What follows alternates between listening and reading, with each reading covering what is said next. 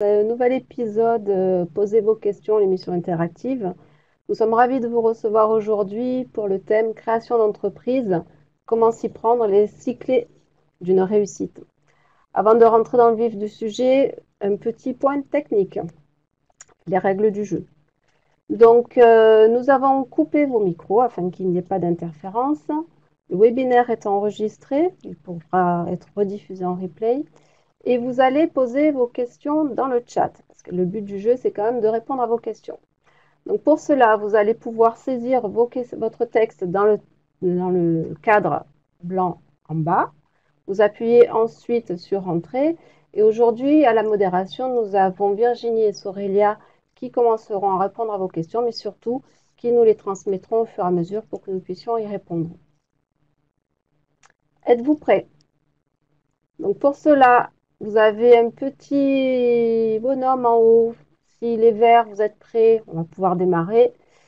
Si vous avez un souci, vous pouvez le signaler aussi pour que la modération elle vous donne des clés pour corriger notamment les problèmes de son.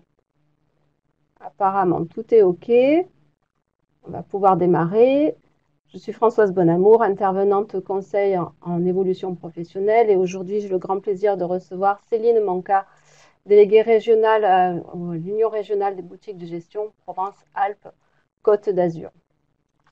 Donc, la création d'entreprise, on en parle aujourd'hui car il y a le salon des entrepreneurs qui se déroule où nous sommes présents ainsi que l'Union régionale des boutiques de gestion. C'est un phénomène qui, j'ai l'impression par rapport aux dernières personnes que j'ai pu recevoir, va s'accroître. J'ai eu par exemple la semaine dernière quelqu'un qui travaillait dans le bâtiment et qui souhaite ouvrir son restaurant vers Aix-en-Provence. J'ai eu aussi une personne qui était secrétaire médicale dans les Alpes et qui veut se lancer dans la poterie. Et une autre personne qui est obligée de suivre son conjoint qui est muté en Côte d'Azur. Et comme elle est assistante RH, elle veut créer sa propre activité dans le conseil en entreprise. Alors, dites-moi, Céline, c'est une réalité? Ça augmente ou quoi, cette envie?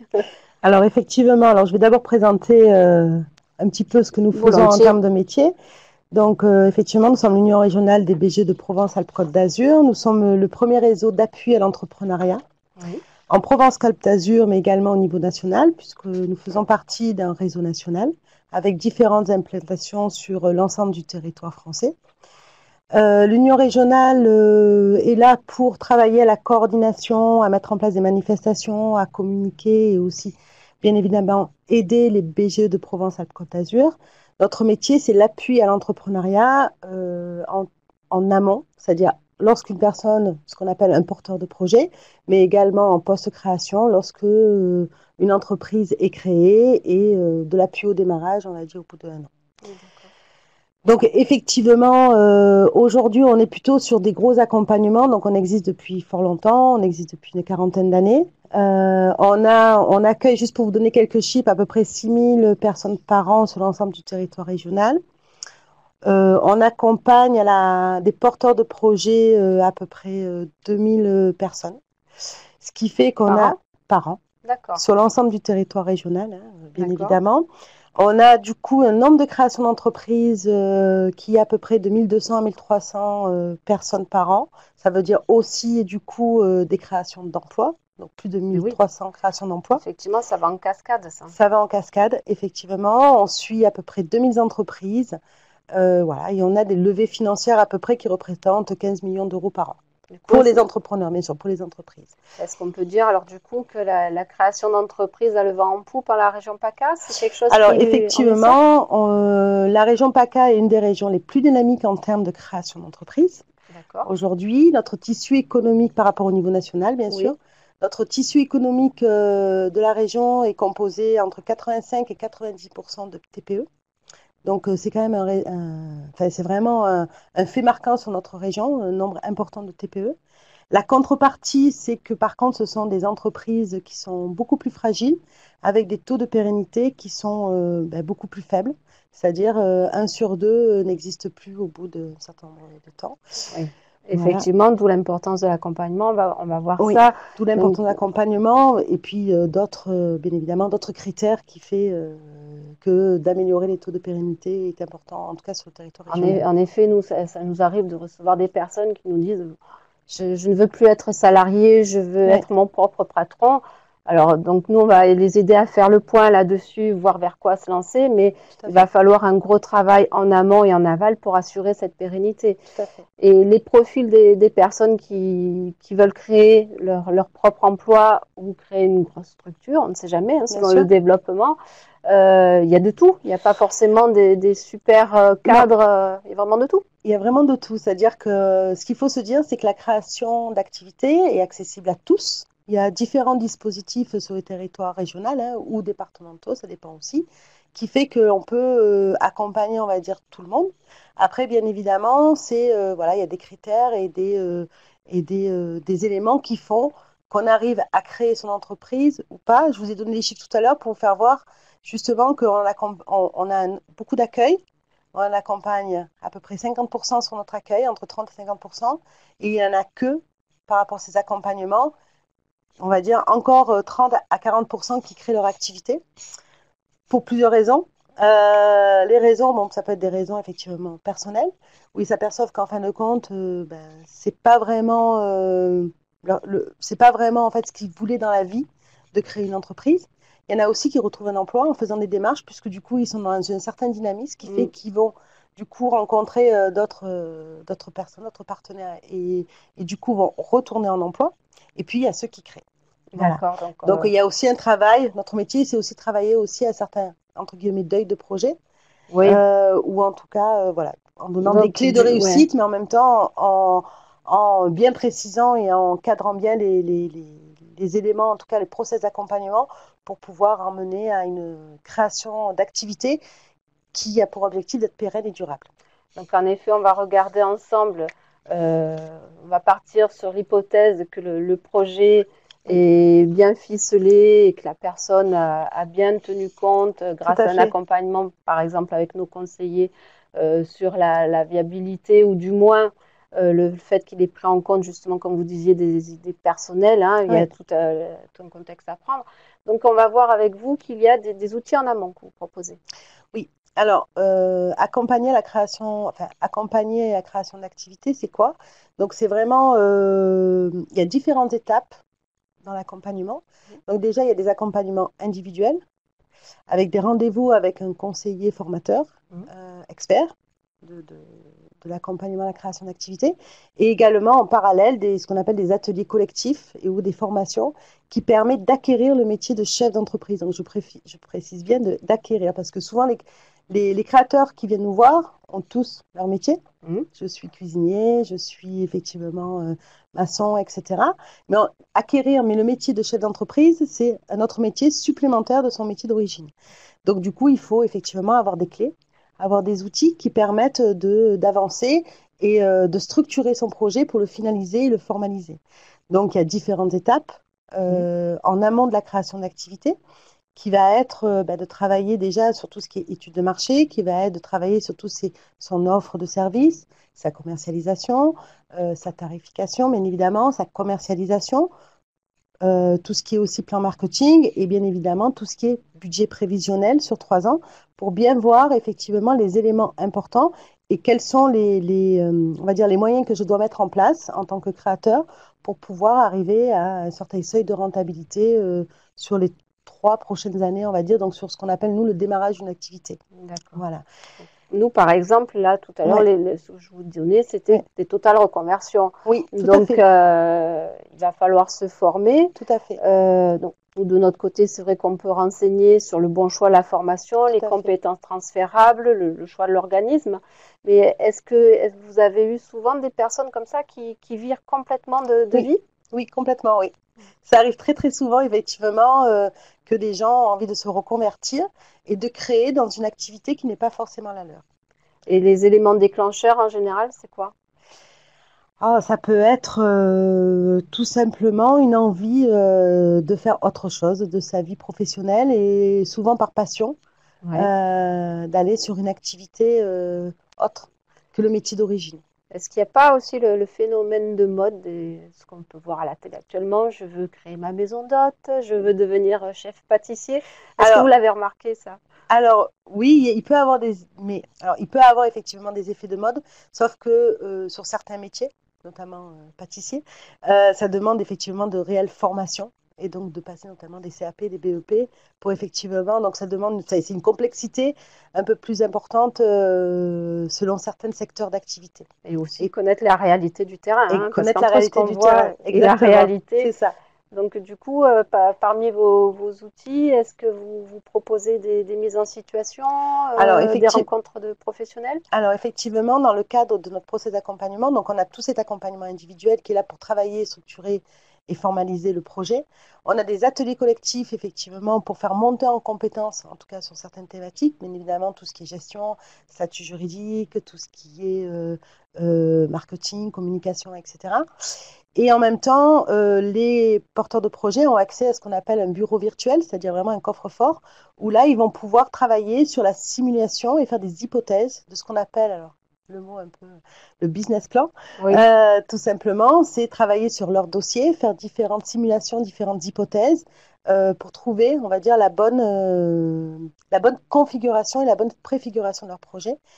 Euh, ce, du coup, c'est un business plan en ligne, en Mhm. fait, avec différents outils, avec des outils autant de e-learning, de formation en ligne, que des outils de simulation si je veux faire la première embauche, que des simulations de seuil de rentabilité, etc. Donc, c'est vraiment un bureau virtuel complet avec différents éléments.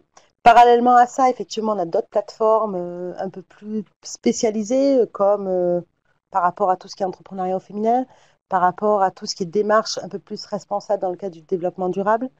Voilà, on a des petits outils autres en parallèle que chaque créateur va pouvoir utiliser dans le cadre de notre accompagnement. Mhm. Euh, et bien évidemment, le conseiller qui fait aussi ce travail-là en ligne avec le créateur pour pouvoir évidemment corriger les tirs et travailler et poser les bonnes questions au créateur pour pouvoir avancer sur son projet.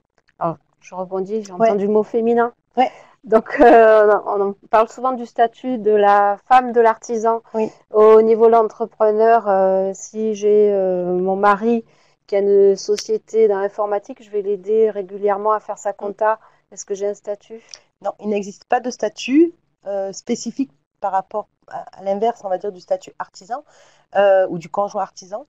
Le statut, c'est soit la personne, effectivement, la femme en tout cas, est salariée Oui. ou elle est associée au projet et dans ces cas-là, elle est partie prenante, on va dire, de la société de son mari. Donc effectivement, il va falloir bien réfléchir à tous ces statuts, Tout les à fait, différents statuts juridiques. On ne va pas tout à rentrer dans le fait. détail de Non, tout ce qu'il existe, mais derrière, ça peut avoir des conséquences sur l'accès à la formation, je suppose aussi sur tout ce qui est après tout à fait, l'emploi, etc. tout à fait. Hein, donc il faut faire très attention et être effectivement accompagné dans Ouais, ce domaine-là. tout à fait. Vous avez aussi parlé à plusieurs reprises des fameux 3 ans. Oui. Alors pourquoi 3 ans? Parce que c'est effectivement des seuils qui existent depuis très longtemps dans le cadre du développement économique. La plus-value de l'accompagnement, c'est que effectivement, pour donner quelques chiffres, par exemple, les taux de pérennité des entreprises à 3 ans, c'est comme ça en tout cas qu'on quantifie, c'est un indicateur en tout cas de développement des entreprises. Au niveau, on va dire, on est sur des taux à 66% lorsqu'on ne se fait pas accompagner à la création d'activités. Oui. Et lorsqu'on se fait accompagner à la création d'activités, par exemple, nous, BGE, on est sur des taux de pérennité à 3 ans à 84%. Et le deuxième indicateur qui est relevé en termes de statistiques, c'est les taux de pérennité à 5 ans. Ouais, c'est ce que j'allais vous Voilà, sur demander. ces Ouais. taux à 5 ans, au niveau national, lorsqu'on se crée, c'est toujours pareil, il y en a à peu près 55% qui sont toujours présentes dans 5 ans. Et on est, nous, sur les BGE de PACA, sur les BGE de Provence-Alpes-Côte d'Azur, sur des taux de pérennité entre 70 et 80% au bout de 5 ans. Donc ça veut Voilà, dire donc, qu'au bout de 3 ans, on fait un petit. voilà, Au bout de 5 ans, on peut faire. voilà, Si c'est exactement. par là. Voilà, c'est exactement. Et donc, la plus-value de l'accompagnement, c'est vraiment ces effets miroirs, en fait, de se poser les bonnes questions et d'avoir effectivement aussi le conseil d'experts dans un objectif, bien évidemment, de pérennité, de durabilité de l'entreprise et d'emploi. D'accord. Donc du coup, il va falloir anticiper, développer son Oui, réseau pour tout à fait. la pérennité de l'entreprise ou de l'artisanat.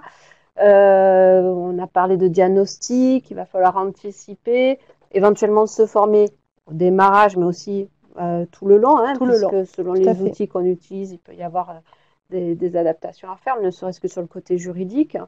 Et donc, il y a le suivi d'activité aussi sur la Oui, continuité de cette, oui, l'entrepreneuriat. l'entrepreneuriat. Mm. Donc, c'est ce qu'on appelle, nous, effectivement, le suivi en appui au développement.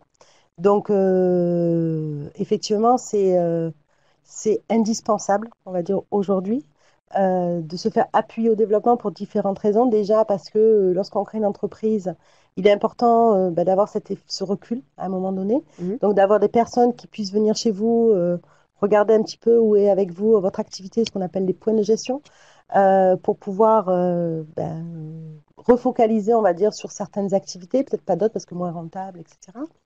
Il y a aussi toutes ces questions de travailler au réseautage. On en parle beaucoup. Ouais. C'est-à-dire, donc, effectivement, nous, on a créé un club d'entrepreneurs, un BGI Club, qui va permettre, déjà, la priorité, c'est de rompre l'isolement des entrepreneurs. Souvent, on est souvent très seuls. De travailler avec des annuaires en ligne, de pouvoir discuter avec d'autres entrepreneurs, notamment avec des rencontres d'entrepreneurs physiques, Mm. parce que l'important, c'est de réseau, c'est important, c'est d'échanger Ouais, et l'échange de voir d'expérience. des échanges Ouais. d'expériences, voilà, pour se sentir pas seul et de voir que d'autres personnes, même si c'est un autre secteur d'activité, peuvent avoir les mêmes problèmes que vous et du coup pouvoir se conseiller et échanger ensemble. Donc ça, c'est très important.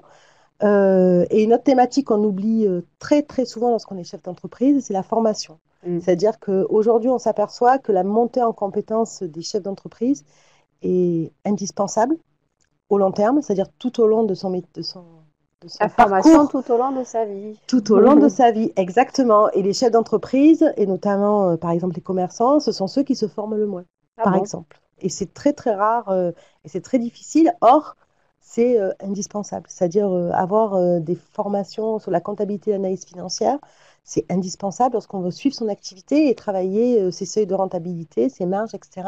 Mm. Et donc, même si on a un comptable ou un expert comptable, il est important de maîtriser les chiffres, ne serait-ce que lorsqu'on veut aller parler à son banquier, il est important d'avoir ces éléments-là d'échange et de savoir de quoi on parle. Tout à fait. Et puis aussi pour pouvoir jeter un œil Tout sur à le fait. travail qu'a fait l'autre pour Exactement. pas avoir de mauvaises surprises, hein. Exactement. Pareil, tout ce qui est les nouvelles notions de web marketing, marketing, etc. Aujourd'hui, il est indispensable de se former pour savoir comment utiliser l'ensemble de ces outils, le web marketing notamment, les réseaux sociaux, etc., dans le cadre de son entreprise, pour avancer, pour développer, parce qu'on sait qu'effectivement, la formation, même si ça prend énormément de temps à une chef d'entreprise, qui en a peu, il a, on va dire, 10 à 20% de chances de développer son chiffre d'affaires demain lorsqu'il aura passé certaines formations et capitaliser cette expérience-là. D'accord. Donc du coup, on va pouvoir euh, dire qu'il y a des clés pour la Tout à réussite fait. d'une création d'entreprise. Je les ai listées comme ça, mais on va Oui, pouvoir en rajouter. Donc c'est être convaincu par son idée, hein, ça déjà, c'est sûr. en amont, son projet, et puis il faut en avoir envie. Il faut être capable de détailler la vision de son entreprise à 3 ans, hein. On Tout à a fait. plusieurs fois, on l'a redit, Ouais, 3 ans, 3 ans. S'assurer de la robustesse de ses processus, lancer le produit ou le service au bon moment, oui, hein, parce qu'il y a des choses qui peuvent être rapidement obsolètes tout à aussi. fait. Être prêt, à faire des sacrifices. On a parlé aussi de la vie perso, Tout hein, à faire fait. attention à ça. Et ne pas craindre l'échec, hein. Non, On se relève, tout à on fait. apprend de Tout à ses fait. erreurs. L'échec en France, c'est vrai que l'échec d'une entreprise, on pense souvent que c'est effectivement un échec. Or, c'est pas un échec, c'est une expérience. Et ça permet de capitaliser certaines compétences pour pouvoir se relancer derrière. Donc, il n'y a pas d'échec en fait en création d'entreprise. D'accord. Alors, il y a déjà pas mal de questions. Quel type de formation conseillez-vous pour se former rapidement à la gestion et la comptabilité? Alors, nous, on a des modules de 4 jours pour travailler. Alors, essentiellement lorsqu'on a déjà créé son entreprise, mais effectivement, on a des modules, nous, de 4 jours qui permet d'avoir déjà, on va dire, de bonnes bases Mm. sur tout ce qui est comptabilité et analyse financière sur une petite activité, bien sûr, hein, pas sur des grosses activités, sur une petite activité. Ces formations sont payantes Alors, elles peuvent être prises en charge, par qui? soit dans le cadre Pôle emploi? de, du compte OP? personnel de formation, Ah, c'est sur le CPF, c'est sur le compte plutôt sur personnel le de formation. CPF dans le Très cadre de bien. Pôle emploi, Oui. ou lorsqu'on a créé son entreprise, Avec la GFIS, par exemple. avec la GFIS, Ouais. voilà, l'OPCA auquel le créateur cotise. D'accord, très bien. Je n'ai pas vraiment de projet encore, mais je sais que je veux créer une entreprise. Comment trouver une idée? Bah, venez nous voir, venez en parler. Venez au FONGECIF, parler de votre idée, et puis après, quand ça aura bien été maturé, on va pouvoir Tout à vous fait. envoyer pour se lancer. Si je suis demandeur d'emploi, qui peut m'aider? Pôle emploi, on a dit. C'est le seul Alors, interlocuteur. dans le cadre, alors par rapport au statut de demandeur d'emploi, il y a effectivement Pôle emploi qui met en place, enfin, qui effectivement Pôle emploi a la possibilité d'être déjà sur l'émergence de projets. Mhm. Donc, il met en place différents ateliers sur la création d'activités. Nous sommes les prestataires de ces ateliers, donc c'est nous qui D'accord. les animons sur le territoire régional. Donc, c'est effectivement voir son conseiller Pôle emploi et lui dire, je veux créer mon entreprise, est-ce que je pourrais participer à certains ateliers?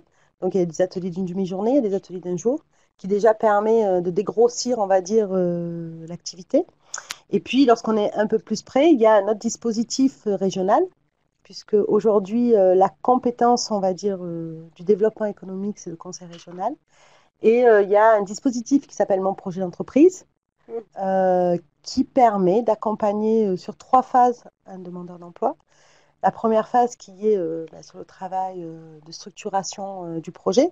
La deuxième phase qui est plus sur l'ingénierie financière et sur, bien évidemment, le financement du projet. Et la troisième phase qui est du post-création pendant 3 ans. D'accord, sur Voilà. le Donc, concret, c'est tout mon à fait. projet d'entreprise. Donc, voilà, c'est un dispositif voilà, auquel nous participons aussi, auquel nous avons également aussi la possibilité d'accompagner. On m'a parlé de couveuse, de pépinière, d'espace de coworking avec des services. Quelles sont les différences entre tous ces lieux? Alors nous, on accompagne la création d'activité de quelqu'un qui peut être, on va dire, plus ou moins prêt. Lorsqu'on sent qu'une personne, enfin, on va dire, lorsqu'on sent qu'une personne vraiment n'est pas forcément prête à se lancer, on va l'orienter par exemple sur une couveuse ou sur une coopérative d'activité et d'emploi. C'est quoi? Ça permet, on va dire, pendant on va dire une année, une bonne année, de tester son activité en marché réel en utilisant le numéro de SIRET de la couveuse ou de la coopérative d'activité et d'emploi, D'accord, et donc d'être hébergé juridiquement pour pouvoir développer son activité. Et après, au bout d'un an, pourquoi pas créer son activité, revenir nous d'accord, voir pour finaliser le dossier et éventuellement créer son activité. Donc, ça permet de tester son marché réel avant de se lancer et de créer son entreprise. d'accord. C'est une Tout, sécurité. c'est une, voilà. Vous êtes Oui, accompagné là du coup sur une voilà, structure ça permet juridique. de Ouais. tester son activité, hein. Je sais pas, je suis esthéticienne, je me sens pas forcément prête. Je vais aller en couveuse d'entreprise ou en coopérative d'activité et d'emploi. Donc, du coup, je vais tester, je vais être aidée, je vais avoir des formations sur tout ce qui est commercial, marketing, etc. Je vais tester mon activité, je vais avoir des clients, je vais facturer, etc. Et puis, au bout d'un moment, je me dis, ben, je suis prête ou pas, d'ailleurs, Oui, ou pas. Et donc, du coup, je suis prête, j'ai des clients, etc. Et donc, je me lance toute seule et je vais sortir de la couveuse ou de la coopérative d'activité emploi. et la pépinière du La coup. pépinière, c'est lorsqu'on est déjà créé. Ouais. Lorsqu'on a déjà créé et qu'on veut avoir un local et aussi avoir, alors il y a des pépinières spécialisées hein, et continuer à être d'une certaine façon accompagné et du coup prendre effectivement un bureau dans une pépinière et en même temps avoir la possibilité d'avoir des conseils d'experts sur des choses bien spécifiques et bien thématiques sur le développement d'entreprise. D'accord. Voilà. Et il y a aussi des espaces de coworking qui existent, bien évidemment, tout ce qui est coworking, qui est aussi autre chose, qui est aussi, qui est pas une pépinière, mais qui a possibilité aussi de faire de la location de bureaux ou avec Oui, potentiellement des rencontres entrepreneurs, mais également de la formation. ça permet aussi Voilà. effectivement de Donc l'échange. tout ça est coordonné, en fait, tout ça est en lien, et l'objectif étant de travailler, que nous travaillons tous ensemble, c'est-à-dire l'objectif, c'est vraiment, nous, c'est le développement économique en région, et donc c'est lorsqu'on voit qu'une personne n'est pas prête, on va orienter sur aussi les dispositifs qui semblent le mieux correspondre à la personne, au créateur en tout cas. D'accord. Il y a pas mal de questions en Ah, lien avec la finance, forcément. oui. Quel est le budget raisonnable en fonds propres faut-il avoir pour créer son entreprise? Alors, on ne peut pas y répondre en fait la question. Ah ouais, ça dépend de Ça dépend de l'activité. Ouais, ouais. l'activité, ça dépend du projet, ça dépend de l'objectif du projet, de où on veut Mm. aller. Donc, c'est très très compliqué de savoir quels sont les besoins en fonds propres. Il y a des gens qui démarrent sans fonds propres aussi. Et des fois, sur certains projets, c'est pas intéressant de mettre des fonds propres. Il vaut mieux aller sur du prêt bancaire, par exemple, ou sur du prêt d'honneur, ou sur d'autres dispositifs qui existent pour X raisons. Mais ça, c'est vraiment du cas par cas. Le travail du budget prévisionnel sur 3 ans, c'est vraiment ce cas par cas-là et de vraiment déterminer quels sont les besoins et quel est le besoin en fonds propres, quels sont les besoins à côté pour pouvoir développer son entreprise. Mais c'est vraiment Du du cas coup, par cas par rapport au projet. Et voilà, c'est du coup, ça difficile. rejoint la question de notre Mm. personne qui demande, y a-t-il des aides pour accompagner à la Oui, création d'entreprise? oui. Ça va être la même chose. Oui, alors les aides à la création d'entreprise, ben, il y a différents dispositifs déjà qui existent pour faire l'accompagnement. Oui, Donc nous sommes porteurs de différents dispositifs qui permettent d'accompagner, on va dire, la majorité de certains statuts, les demandeurs d'emploi, les bénéficiaires du RSA, etc. Donc ça, on a déjà ces dispositifs-là qui existent. Donc ce sont des aides qui sont financées par une collectivité. Après, effectivement, il existe un ensemble de possibilités de financement. Donc c'est pour ça qu'on travaille l'ingénierie financière avec le créateur qui va permettre de les aiguiller vers des dispositifs qui qui existent existe, par voilà. rapport au projet, le mieux adapté au projet. D'accord. Quelles sont les contraintes liées à l'appartenance à une coopérative? Et ça sera, je pense, notre dernière question. Je regarde le temps. Oui. Allez-y. Donc, quelles sont les contraintes liées à l'appartenance à une coopérative? L'appartenance à une Oui, coopérative, le fait qu'on rentre dans une coopérative, est-ce que du coup, ça a des contraintes? sur une coopérative d'activité d'emploi. Je suppose. Je n'ai que ça. Et la Alors, question s'arrête là. ben, si c'est une coopérative d'activité et d'emploi, c'est comme une couveuse. C'est la contrainte, c'est effectivement d'avoir un pourcentage de son chiffre d'affaires enfin, qui est versé à la coopérative parce qu'il y a des outils de gestion en ligne, parce que qui a à peu près de 10%. D'accord. Voilà. Mais bon, je suis pas sûre de répondre à la bonne question. Moi, je le sens bien. Voilà. Ce que vous avez dit, ça me va bien. Parce Ok. qu'effectivement, Voilà. il y a une couveuse, c'est sympa, mais il faut aussi que ça Voilà, il faut remonte. qu'il y ait voilà, une pourcentage qui C'est soit un mis peu pour du donnant-donnant quand voilà, même, hein. pour tout ce qui est formation, gestion du logiciel, etc., etc. Une autre question. Donc le budget, on l'a vu. Qui paye l'accompagnement dans le cadre des demandeurs d'emploi? Donc ça, je l'ai dit, Donc ça, vous l'avez dit, oui. il y a des dispositifs qui existent qui permettent de se faire accompagner par des organismes financeurs. Alors, je ne parle pas de gratuité, hein, parce que ce n'est pas Mm. gratuit, c'est financé par, notamment pour les demandeurs d'emploi, c'est ce que je disais tout à l'heure, c'est dans le cadre de mon projet d'entreprise, donc financé par le conseil régional dans le cadre de ce dispositif-là. D'accord. Du coup, bah, j'ai l'impression que là, j'ai pas d'autres questions qui remontent. Ah, si. Est-il possible de faire un accompagnement en accéléré lorsqu'on en a déjà un projet, par exemple? Alors, oui, Alors, c'est en possible. accéléré, c'est Voilà. quoi en Donc, accéléré? en fait, on peut se faire accompagner de manière accélérée. De toute façon, les durées d'accompagnement ben, sont très variables hein, selon le projet et selon les dispositifs. On peut faire un accompagnement en 6 heures, comme un accompagnement en 12 heures, 15 heures. Ça va dépendre du projet et ça va dépendre du dispositif auquel la personne va pouvoir intégrer en tout cas cet accompagnement-là. Après, il y a effectivement aussi des accompagnements qui sont payants hein, selon certains dispositifs. Voilà, donc oui, c'est possible. Avoir le projet et voir. Voilà. Peut-être que quelqu'un a une super idée là. Hmm, Il veut y aller de suite c'est avant que ça, quelqu'un lui pique. c'est ça.